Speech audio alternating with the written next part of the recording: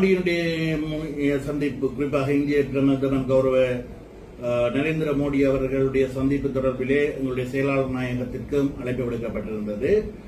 அவர் இங்கே யாழ்ப்பாணத்திலே தற்போது தங்கியிருப்பதனால் உடனடியாக சென்று அந்த சந்திப்புகளில் கலந்து கொள்ளும் அளவிற்கு அந்த நேர அட்டவணை அல்லது நேர ஏற்பாடுகள் இல்லாத காரணத்தினால்தான் அவரால் இந்த சந்திப்பிலே கலந்து கொள்ள முடியவில்லை.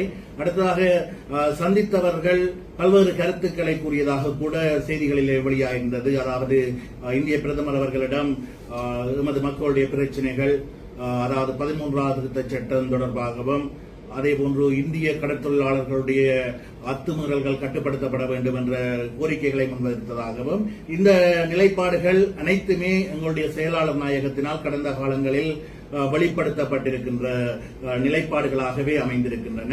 ஆக ஒரு மகிழ்ச்சியான செய்தி இங்கே வெளிப்படுத்தப்பட்டிருக்கிறது. நாங்கள் ஈழமக்கள் ஜனநாயக கட்சி, எங்களுடைய செயலாளர் நாயகன் தோழர் டக்ளஸ் தேவானந்தா அவர்கள் கடந்த பல ஆண்டுகளாக தொடர்ச்சியாக எந்தவித தளம்பலுமற்ற முறையில் என்ன விடயங்களை தெரிவித்தார்களோ, என்ன விடயத்தை இந்தியாவிடம் வலியுறுத்தி கொண்டு வந்திருந்தாரோ அந்த விடயத்தை தான் தற்போது சென்று சந்தித்திருப்பவர்கள் வெளிப்படுத்தியிருக்கிறார்கள்.